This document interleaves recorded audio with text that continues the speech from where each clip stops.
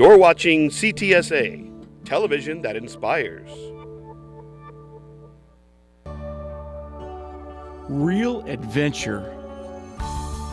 Real hero. Real meat, real smoke, real sausage. Kielbasa.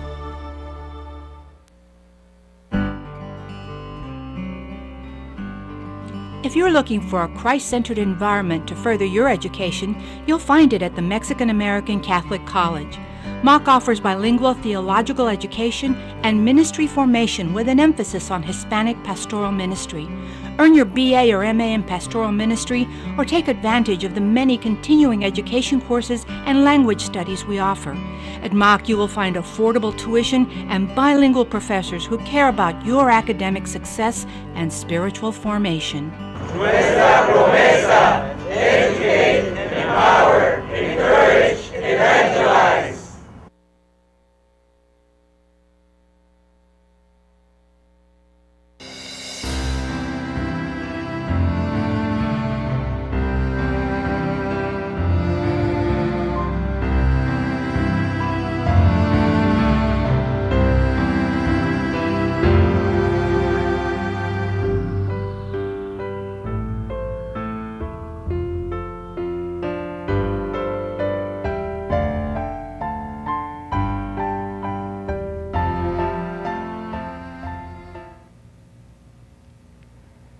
Hello and welcome to Catholicism Live. My name is Angela Sealana. It's great that you're with us this evening. We are coming to you live from Catholic Television of San Antonio Studios in San Antonio, Texas. And we are also being simulcast thanks to the Guadalupe Radio Network over the airwaves on South Central Texas, as well as over the internet via CatholicismLive.com. So we thank you for joining us each week. Catholicism Live is brought to you by the Pilgrim Center of Hope. I work at the Pilgrim Center of Hope as the ministry coordinator there. And what are we exactly? Well, we are a Catholic evangelization ministry, which means that we're here to help you know, live, and share your Catholic faith. So tonight we have a very special program to share with you regarding a topic that may be a bit sensitive for the younger ears. So this may be a more appropriate program for the older viewers this evening. So I just want to give you that courtesy notice. But we are talking tonight about a popular surgery that has affected our culture and our society, particularly marriage and family life. Recent reports show that 20% of American men age 40s have had a vasectomy, and about 50% of women the same age have undergone sterilization surgery as well. So why is this trend increasing, not only here in the United States, but across the Western world especially? The topic this evening is vasectomy reversal. We're going to be talking about sterilization surgery with some local guests who really know about this firsthand. You know, so many men and women today are realizing what a grave mistake they've made. They want to get their vasectomy or their sterilization surgery reversed. And so we are talking tonight with three guests, again, who are local here in the San Antonio area who know this very well, particularly as Catholics. We have with us this evening, first of all, Dr. Mark Hickman, who is a New Braunfels surgeon who specializes in vasectomy reversals. He's also a member of the apostolate board for the North American province of the Missionaries for the Holy Family. Joining us with Dr. Hickman is a couple who are parishioners at Our Lady of Perpetual Help in Selma, Texas. They are Mary and Steve Van Sciver. So you are going to be sharing with us, Mary and Steve, your story regarding a vasectomy reversal that Steve has undergone. Let's really start with Dr. Hickman, however. I want to give our audience members an idea of what exactly is a vasectomy and a vasectomy reversal. Very good. Thank you, Angela, for having me this evening. A vasectomy is a surgical procedure that is intended to result in permanent sterilization of a man. It's a procedure that's usually done under local anesthesia in a physician's office. The procedure usually takes just a brief period of time, 15 to 30 minutes. And during that procedure, there are two tubes that are cut called the vas deferens. The vas deferens are about 12 to 13 inches long, and they run between the testicle and a collection of tubules called the epididymis, and that courses up the spermatic cord to the base of the male reproductive system where the prostate and the seminal vesicles are. Well, the vas deferens acts as a conduit for the sperm that are produced in the testicles to join the ejaculate that is released during intercourse. So by dividing these tubes, sperm can no longer be part of the man's ejaculate. All right, so that is what happens during a vasectomy. This is a surgery that takes place so that the man no longer can have his natural fertility. Correct. Now, how common are these vasectomy surgeries? Well, it's extremely common. In the United States, numbers are not exactly clear, but it's estimated between 500,000 and 700,000 vasectomies are performed each year. Wow. Now, as a Catholic doctor, because you are a Catholic, Yes, tell us a little bit about the Catholic understanding, the Catholic position on a vasectomy. Well, since a surgeon, when he performs a vasectomy, tells the patient this is meant to be permanent, and the man knows that this is a permanent reduction or elimination of his natural fertility. And the Catholic Church teaches us that that's a sin. To interfere with God's plan for our natural fertility is unnatural, and so it has no place in our faith, and is, as I mentioned, considered to be a sin. Now, we're going to be speaking more with you now, Steve and Mary. You decided to have a vasectomy, Steve. Really, I imagine it was a decision that the two of you made together. So let's talk about your background before that surgery took place. What was your mindset? What were your attitudes, your living situation? How long had you been married? Give us some details here. Sure. Well, again, thank you for having us on. We always like to tell this story so that we can help others maybe avoid the road that we've been down. We'd been married about 10 years, and we considered ourselves actually pretty good Catholics. We were very, very involved in catechism and teaching classes. We even taught marriage preparation classes, baptismal preparation, CCD. We were involved in the choir. We come from a military background, and so I traveled a little bit with my work. So we got into the cultural decision there to be contracepting throughout our married life, as using artificial means of birth control, so that we had control and that we could regulate when and if we would have children, and that's. We were aware of natural family planning, but we really were listening to the very strong voice of the culture, which said that artificial contraception was easy. And like Steve said, with artificial contraception, you had control. So you could determine when you had children, how many children you had. And we kind of rationalized that was okay. I was kind of like, we were kind of like children. We had our hands over our ears saying, I don't hear what the church is saying. We were, steeped in the culture. And we felt we were kind of the exception to what the church was inviting us to and calling us to, because we were involved in the church. So we rationalized that.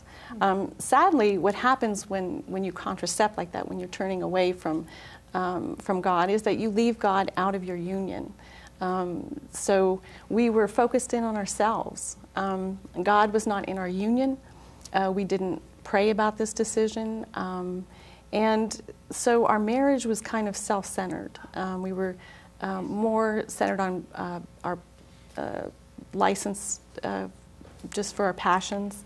And, you know, we became like gods, to referencing Genesis. We were our own idols, in a sense. And so you'd been married for 10 years. Did you have any children at this time? Yes, we had 4 at the time. Okay. And I was not raised Catholic. I went through RCIA in college, and Mary was raised in the faith throughout. She was a cradle Catholic. But we had 4 children at the time, and the vasectomy came pretty quickly after the 4th child even. So, Steve, what really, what contributed to the decision to have the vasectomy? I know you said, Mary, that you really felt like you wanted to be in control. But Steve, first of all, as the man, this was going to happen to you. So give us a little bit more about why you made this decision. Well, a lot of it goes back to the pressure of society and the things that you hear from your peers. You know, we hear things like, don't you know what causes that? You know, having a large family. And we'd always wanted a large family, but the pressure was always coming from others, and it said, don't you know what causes that? You know, you can take care of that. And, oh, I took care of mine a long time ago. So we're hearing all of these voices that are saying, hey, 4 is enough. You know, you guys you've done more than your share. And we were, you know, honestly, we'd had 4 children, like I said, and we'd been married 10 years, traveled a little bit. And it came to a point where we were just very tired and exhausted in that postpartum time frame where, you know, sleepless nights, the baby's up, and it just seemed like we couldn't do any more, and all of this outside influence too, that nobody was really encouraging us to stay faithful. You know, they were in fact discouraging us and kind of leading us down a path. Our decision, definitely our decision, but we didn't have anybody walking with us that said, no, stick it out. That's kind of where we were. I would say too that it was when you live your marriage without God, and you are having this control over whether to have children or not, or how many to have, my tendency was to look at children as a commodity. You know, we had the house, we had the boat, we had the dog, we had our 4 children, so it was just another part of the package. So making the decision then to complete that through sterilization was kind of a natural consequence of contracepting for that many years. So it was based on really the present moment. It was based on feelings, not on an eternal perspective. We were looking at what are we feeling right now, and not really understanding the fact that there was a soul involved for eternity. So it was kind of a passive, without God, without prayer, right, kind of decision. That's one other thing I want to bring up. That, you know, our 4th child was born in the August time frame, and within 3 months, I was in the clinic having a vasectomy. You know, so it was only a few short months, and again, like Mary said, you know, when we let feelings get involved without prayer, without God in the mix, that kind of pulled us away from where we should have been at the time. You know, that seems so natural, really, for so many families today, couples today who, like you said, they get tired, they have children. You know, I heard one woman say today, I have 2 children and I'm already exhausted. I don't think I could take anymore. It's a very natural feeling. Yes. And, you know, you spoke a little bit about children as a commodity. Now, I don't think too many people would really admit or even, you know, want to think, that, verbalize, yeah, thank you, that they have this attitude, you know. Could you talk a little bit more about that? Well, I think it's kind of like if anybody has children, a child, and they've gone through potty training, it can take a really long time. And when they're going through that, you just feel like they're going to be in diapers forever. And you know that eventually, you know, at some point they will be potty trained. But when you're in the moment, you're just so weighed down by that feeling. And it's hard to look. It's hard to think about eternity. It's hard to think about this baby who's not going to be a baby forever. It's hard to think beyond that. We tend to, as a culture, think of what am I missing out on? You know, what could I have instead? Or I'm overwhelmed. And it's kind of like a child saying, Mom, what am I going to do with this math? I mean, how is this going to help me in my life? Or why do I have to study about birds? You know, it's hard to know. It's hard to see the long term. So it's easy to say, well, I don't really need God to discern this. I can figure it out on my own. It's kind of a prideful feeling, kind of an Adam and Eve kind of feeling. It's also very easy with all of that voice of the culture. It was very easy to make that decision to go into the clinic and get it scheduled. I mean, as I said, within 3 months, it was probably 2 months before we even talked about having it. Within a month, really, of deciding. I don't think that we ever really said, yes, let's do it, and it's the right thing to do.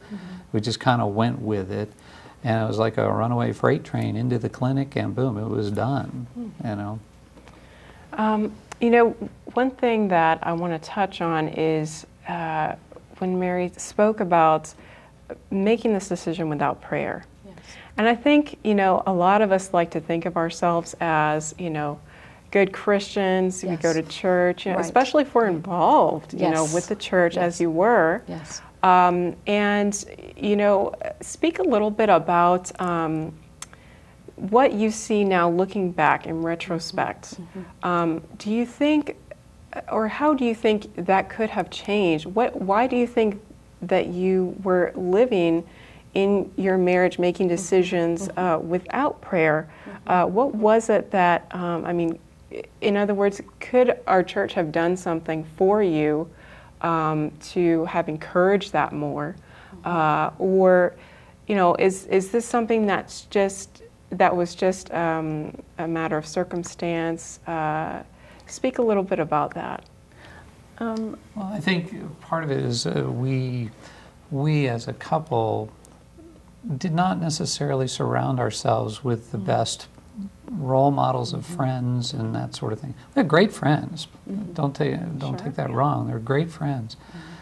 But a lot of times maybe they weren't necessarily Catholic friends. They didn't believe the same things. And even though we were going to church and involved in everything, we maybe weren't fully steeped into the catechism, into, well, you know, that our feeling at the time was kind of, well, that's good for other people, but you know, in our situation, we needed to be in control, and it was our decision. It was our road to walk, and that's, you know, how we ended up. I would say too that sometimes it was. I just keep thinking back that it was kind of very childlike. It's kind of like you don't want to ask the question because you know the answer. And there actually were people in our life who would plant little seeds. There were people we knew that practiced natural family planning. But like anything, a child who sees something that should be right, you kind of suppress that knowledge. You put it in the back of your mind. That's really nice, but I'll think about that later. Or that's for me, but not now. And it's easy to put off. It's easy to deny. And also, I didn't ask any questions. I didn't ask Steve any questions. What do you think about that? Or maybe we should look into that, or maybe we should read about that. Maybe we should ask somebody about that. Because again, if you ask questions, then you get the answers.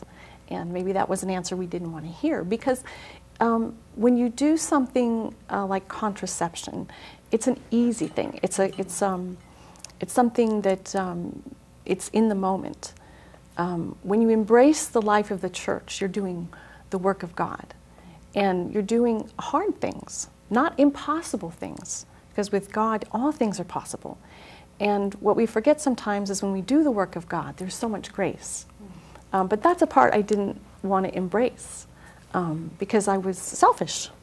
Thank you for your honesty. You know, we're speaking with Steve and Mary Van Sciver, who are speaking about when they made this decision for Steve to have a vasectomy. And when we come back from this break, we're going to get their reaction on how this really affected their marriage, their family life, and why they decided to have it reversed. And we'll also speak with Dr. Mark Hickman again about the many couples who get these reversal operations and the effect it has. So stay with us. This is Catholicism Live, and we'll see you right at the end of this break.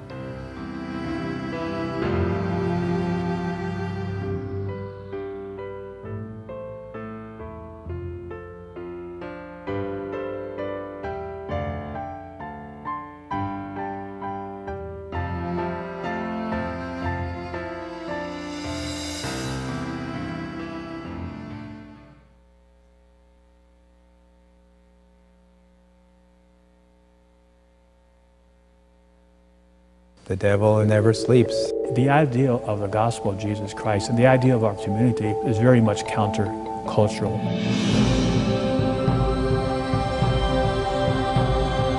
Servant of God, Father John Berthier, under the direction of Pope Leo XIII, founded the Missionaries of the Holy Family in Holland in 1895. Today, we have over 900 priests and brothers faithful to Jesus Christ and his vicar, the Pope, serving in 22 countries. The family of Jesus, Mary, and Joseph gave every family in this world a good example of love, faith, humility. They struggle with so many problems, difficulties, and they had to face what families struggle with. Now it's 2,000 years later, but the truths remain the same. Jesus Christ is truth eternal. He is the same yesterday, today, and forever. It is one of the purposes of our founder that we dedicate ourselves to caring for the family.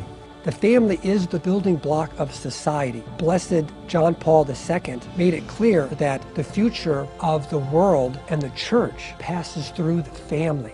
I hold the missionaries of the Holy Family in esteem.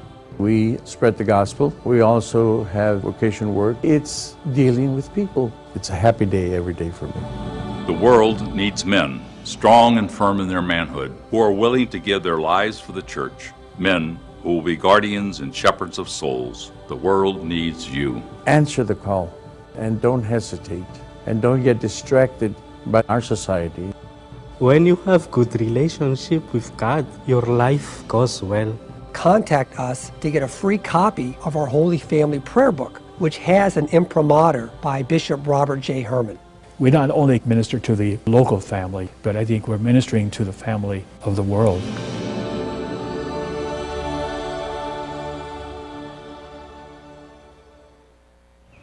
You're watching Catholic Television of San Antonio, television that inspires. Hello and welcome back to Catholicism Live. My name is Angela Sealana. Thank you for joining us this evening. We have been speaking with Mary and Steve Van Sciver about Steve's vasectomy surgery. We are talking again about sterilization surgeries and the effect that they really have on our families, on our marriages, and on our society at large. And again, with us is also Dr. Mark Hickman, who is a New Braunfels surgeon, Catholic surgeon, who really has a ministry of reversing these vasectomies. So before we get back to Steve and get his reaction and Mary's reaction immediately following that surgery, I want to go to you, Dr. Hickman. You see so many patients. Give us an idea of how many vasectomy reversals you've done. Well, since I've been doing surgeries on my own after training with my mentor, Dr. Carrie Leverett, I've sort of lost count, but we're somewhere between 550 and 600 in the past 2 years. Okay, so that's a lot of marriages and families that you've impacted. And, you know, tell me a little bit, you do counseling and speak with them a little bit before the surgery. In other words, you get an idea of what their experience has been with the vasectomy surgery. So give us a little reflection, be sort of that mirror for us of what those couples and men especially are feeling after they've had a vasectomy. Well, often we don't really know what their feelings were about their vasectomy, and often they're showing up to the office. We encourage the wives to come and participate and be with them in our procedure room while the procedure is being done. But I don't think that they've necessarily always shared their feelings or how traumatic the procedure was, either physically or even emotionally and spiritually. And often when I see the patients for a post-operative visit, after we perform their reversal the next day, they'll often reflect upon that. And I've had many men say as soon as they had their vasectomy, as soon as they left the doctor's office, they went to their car and cried because they knew they've done something terrible. Other men, it takes a while for them to realize that. So there's a vast number of experiences that these couples have. It strikes me that many of these couples are in a new marriage. They've either been divorced or lost a wife or the like, and they have a new marriage. And I can see how God writes in Scripture that the man and the husband and the wife shall become one flesh. This is the ultimate calling of that. And it's also written on our hearts, and you can see this natural tendency, whatever their faith life is, and we have patients with all sorts of denominations. I think we don't hide Christ's central role in our practice, and so that attracts those types of folks to us, and we're thankful for that. But I've operated on Muslims and Jews and different denominations of Christians, and some people I'm not quite sure how they feel about things. Well, let's get Steve's reaction then. Steve, did you reflect immediately following? Did you have any initial reaction after the surgery? Well, honestly, I didn't have the initial feelings of regret right after the surgery. The surgery was more of a byproduct of our contraceptive mentality that led up to the surgery. So it seemed like it was the next logical step, and it was socially acceptable to go through the vasectomy because everybody was doing it. Regardless of what I knew to be a sin, I put that aside, at least initially. Okay? And after a while, probably within a year or year and a half, started to feel like our sexual union, our marriage was not maybe as intimate as it could have been during that time. Just anytime you're contracepting, you put a barrier between husband and wife, whether it's artificial or permanent sterilization. There's something that the purpose of marriage, of the marital act, is to be procreative and unitive. Well, we can be unitive in a sense, but we certainly can't be procreative in that union anymore. So that tended to lead us to a separation, and it became a selfish, purely for gratification type act. Personal gratification and selfishness is what our marital union became, which can lead to feelings of being used or using each other for your own personal selfish desires. Mary, what was your reaction, or how did this really affect you as Steve's wife?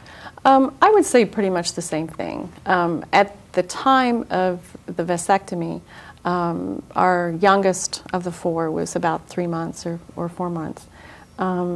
So I was kind of steeped in the sleeplessness and things like that. Sure. And I was, but again, it was kind of a passive thing. I will say, however, like Steve said, over time, because God was not in our union or in the decision making, that kind of spilled out into the other aspects of our marriage. You know, when you don't have God as the center, then God is not the center of the other decisions you make in your life, in terms of your prayer life or your anything you're going to do, your career or your aspirations or your dreams or your parenting, things like that. You tend to be just that person of pride. And then, so what happens, I think, at least in our situation, is you have this single mentality. So Steve's living his life and I'm living my life, and we're married, we're under the same roof, and we have these children, but God is not in the center. So I think that tends to be where you start to separate. So how long was it before you started to feel this tug that you needed to get the vasectomy reversed? How did that really come about? Well, I would say it was really the grace of God. In our situation, we never talked about it even afterwards. I don't know that we were really aware of the things that were happening in our marriage, the separateness. But this was in 1994, about a year after the vasectomy.